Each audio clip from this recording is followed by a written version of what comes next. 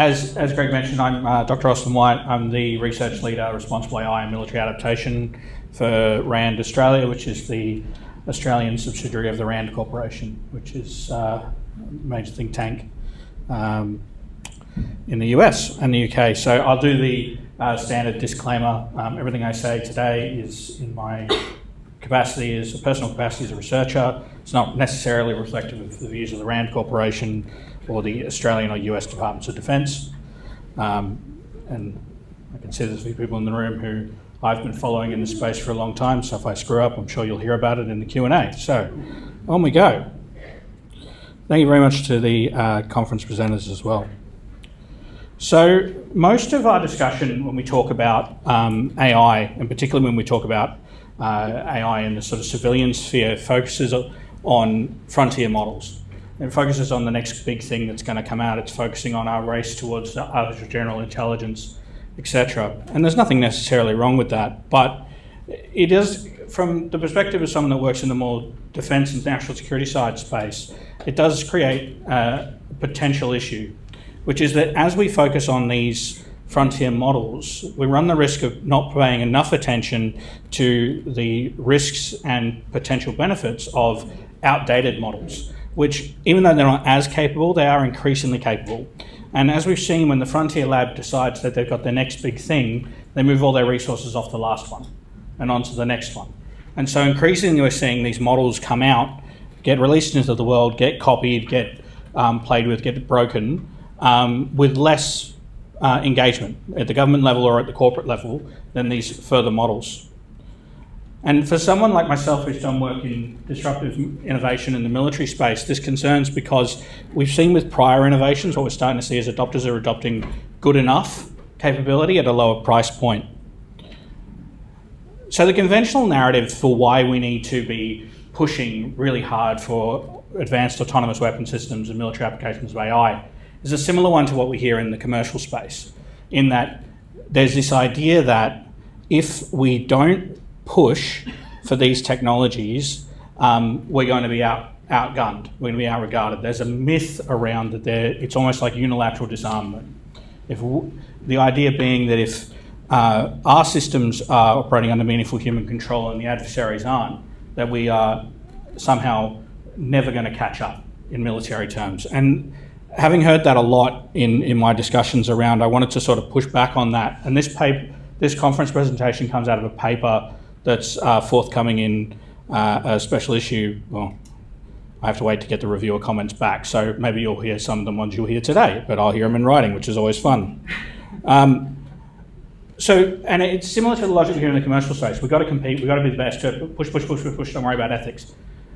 And the problem I have is that I think that we're missing the fact that, especially for middle powers, there is actually benefit in responsible AI, and there's benefit in these ethical restrictions. And part of what the conversation I wanted to have today is not only how can we push when we don't own the tech stack, how can we push for ethical restrictions and responsible AI restrictions to be embedded in these technologies, but also how it can be reconceptualized as an enabler, as a strategic advantage, not as a restraint. So why is this important to be dealing with now, and particularly in our region? Well, technology doesn't wait for policy.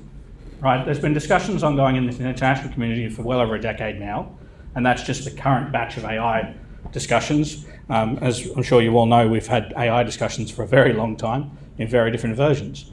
But we are seeing that even though that we haven't had the progress that we would have wanted to see towards binding international regulation, the technology is accelerating and is continuing on, and so is adoption. And we're seeing this in our region. So at least 7 of the ASEAN states have sophisticated remote or semi-autonomous platforms in development or in use, and particularly in the UAV space.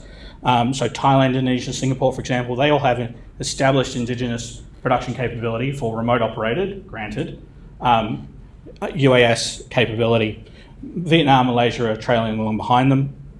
And we're seeing this democratization of precision effect happening obviously in the Ukraine, but we're also seeing it elsewhere as we go through. And when we see, for example, like we saw with the Iran-US conflict, where a drone measured in costs of tens of thousands of dollars is able to cripple a global economy or saturate a multi-million-dollar warship in threat, then that's something we need to be dealing with.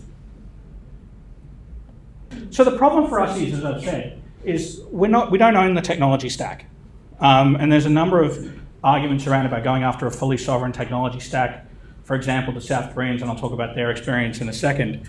But even if we assume that we can't get there, and I think there's a good argument that we can't necessarily get there across the whole stack, there are ways to get to sovereign agency, and that's one of the things I want to talk about. The challenge is obviously that we are a technology taker in this respect, and when we think about the pillars of underpinning AI, or Paul Sharkle's 4 battlegrounds of AI, for example, around models and data, compute infrastructure, human talent, for example. We don't have dominance in any of those. We have the ability to compete in some of them. And we do lack those resources. So, for example, look at Australia. We have a high reliance on US military technology. Something along the lines of 83% of our military imports come from the US, which creates obviously a level of reliance that we need to be aware of. I've left my notes behind, and that's never a good sign. Anyway, so we've also got the fact that we need to deal with, so we're the 13th largest economy, 4th largest importer of US arms, but we're the 17th largest arms exporter, which means that the typical way that people go after trying to build an indigenous capability in the military space, subsidising with exports, is really hard in Australia's case. We're starting from a low floor, a low start point. And this creates some potential risks around things like path dependency. So I wanted to look at this idea of sovereignty without the stack, which is obviously a very simple and catchy way of saying something that is actually very complicated, but I'm going to stick with it. So there's 2 potential avenues that I talked about in my paper from an individual state perspective for going after this problem. The first is about trying to generate strategic control over critical nodes, essentially trying to arbitrage our way through. If we can't get to full independence, then let's see if we can find that balance. So complete dependence leaves us vulnerable. So therefore we need to apply the logic of arbitrage. We need to deliberately allocate our resources, limited as they are, to identifying where in the supply chain we can create advantage and leverage. And we can then use that to create assured access to the rest of the supply chain, right? Obviously that's really easy to say and really hard to do in practice, but that's why I'm an academic and not a policymaker. So for example, South Korea, they announced with a lot of fanfare and a lot of money that they were going to go for a full sovereign tech stack in Korea. Where they've sort of landed is more of what they're calling a cooperative technology stack. You can see in they're building technology in their sovereign capabilities. They've identified that they're trying to go after compute. They've identified that they have currently got this stranglehold on memory chip manufacture, and they're leveraging both of those to stand up decent capabilities in other areas of the technology stack, but really focusing on building that leverage up. And they're cooperating with allies in other parts. That's that second track. And you see it with things like the US-Korea dialogue on AI standards. You see it with Stargate and SK involving themselves with some of the frontier labs, for example. This is the other approach, which is what we have sort of looked at in Australia, which is essentially trying to distribute assurance around the device as opposed to within the device, so to speak. And this is what they call a system of control. Originally, we saw it presented by the Australian government in 2019, but essentially we're arguing that it argues that if you put it into a regulatory framework, then you can limit the unknown risk because you can't see into the quote unquote black box, right? If you can't control the algorithm and you can't control the data weights and things, then the argument goes you can put in place structures around it that limit that risk. So political, legal, for example, the requirement that a system has to go through an Article 36 legal review process, that's the international humanitarian law assessment, before it can enter into service is one regard. There are some technical things we can do, but also around operational doctrine and training. Training our humans to understand better the technology, to understand better the potential environments they're going to be placed in order to essentially try and limit the left and right of arc or the harm capability of that system if it operates in a way that we weren't anticipating it to. So that's one approach. Obviously there's issues with all of these, but that's another approach that I've seen. But another idea is to work in coalition. Now, as a middle power, we all love coalition, except in practice, but we try. So, as an individual, it's hard for us to sort of go against a frontier lab, for example, or a US government and get them to move their decision-making process, whether that's geopolitically or market-based.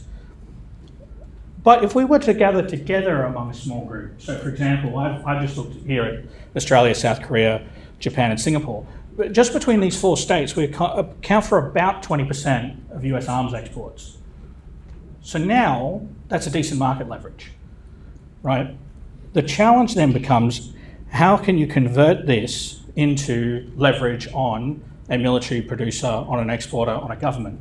Part of that is trying to go through around either leveraging that through procurement rules, saying you can only sell into one of these 4 militaries if your system meets this criteria that we've established, this technical benchmark or this test or this requirement.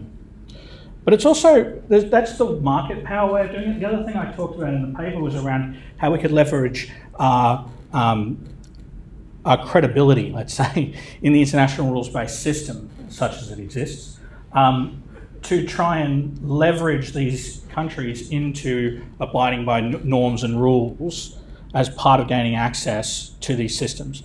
Because again, we operate in cooperation with the US, and when we look at how our military planning is done, it's almost always in collaboration with a coalition operation with the US, but it's the same from their end.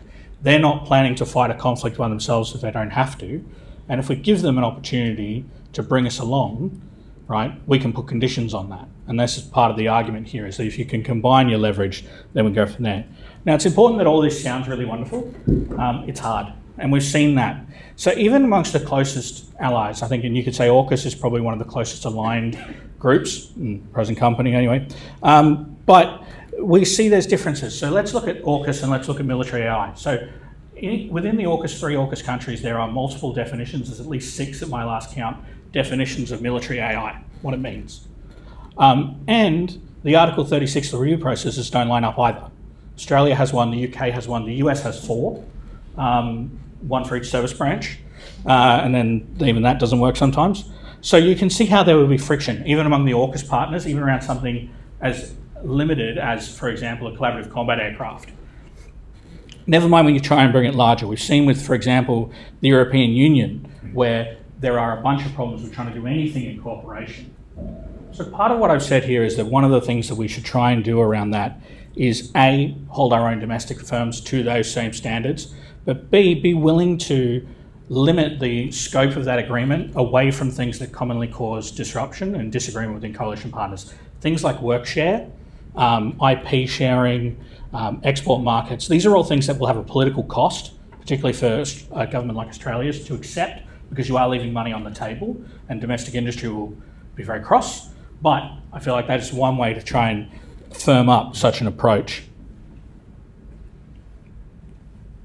I now just want to talk about, since we've talked about how we can protect our agency, I want to talk about this other argument that I was making at the beginning about leveraging AI to gain military advantage, not just to prevent risk. So this is my pet project of sorts, and if you've heard me talk before, you've heard me talk about middle power offset, because I wrote a book on it and I talk about it all the time. And people still listen, which is great, in captive audience. But essentially what we're arguing here is that unlike when a great power goes into an offset strategy, and a middle power offset strategy is smaller in scale and smaller in purpose. Smaller in scale because we don't have the resources to compete on something like, let's build our own aircraft carrier, or let's build a massive arsenal of carrier killer missiles, for example. But it's also narrower in purpose. Our purpose is to achieve regional advantage, regional deterrence. It's not to become a global hegemon.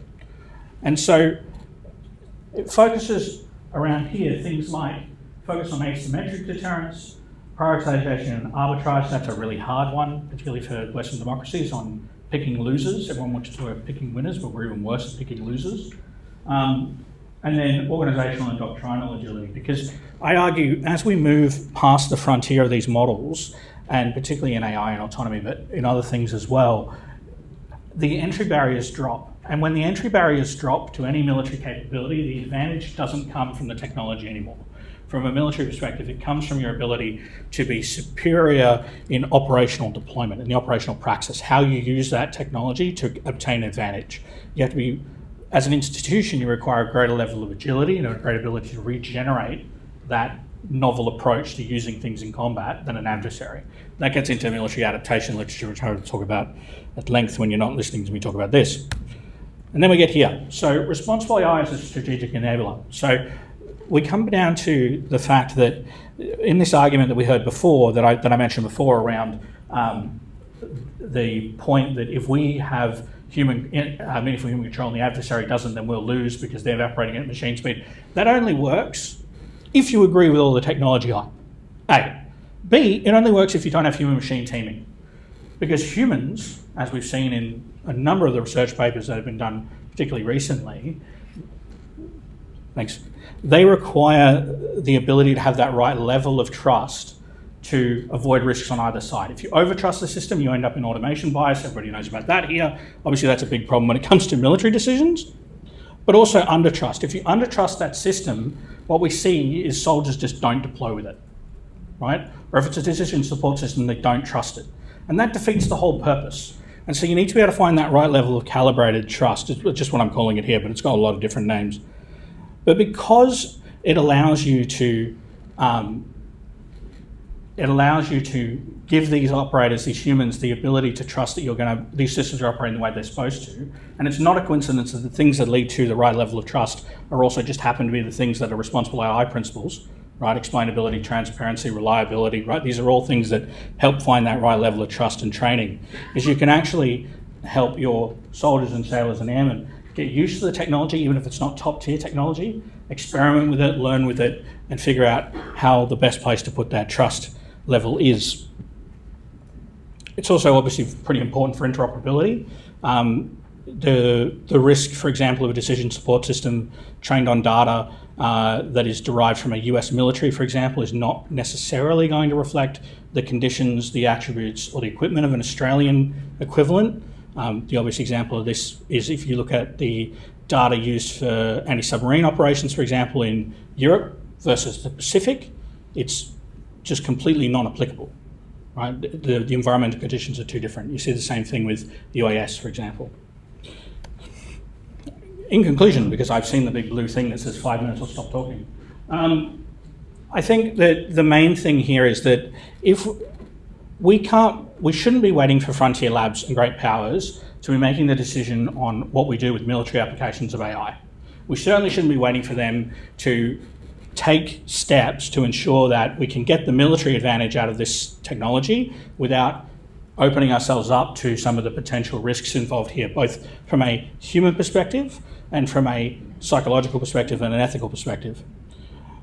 But I don't think we have to. And I think the three things I'm really pointing to here is whether we operate alone or in tandem, leveraging our procurement, our dollars, to influence these, what are at the end of the day mercantile operators, operational advantage via finding that right balance of teaming, finding that right balance of trust, and having that experimentation, which is going to be so important to building that capability on the basis of how we use the technology. The only way you get there is your operators are good at it. And then around leveraging our ability to use normative leadership. It's not going to be easy though. You know, as I've said, we will need the political will to transcend the fact that there is inertia here. We'll have to go faster than we typically like to, and there will be institutional resistance to some of this stuff. And there needs to be willingness to expect political critique domestically, because I don't think it's appropriate, and I'll leave you with this anecdote.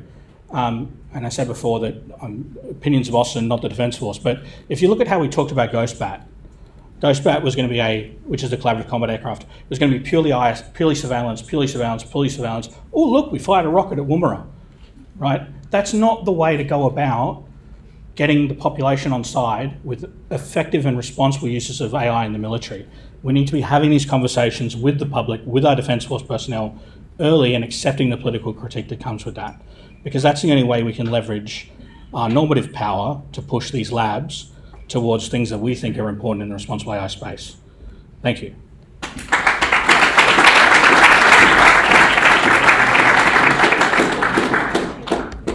So we probably have time for one question. So I think there's general interest in this idea of middle power coalitions. So I suppose the question is about what that looks like in the context of AI and supply chains as opposed to military questions. So like, who could Australia be forming a coalition with around sort of compute supply chains or other AI issues? Like, who are our obvious allies here? I think the one that immediately leads to mind is the South Koreans.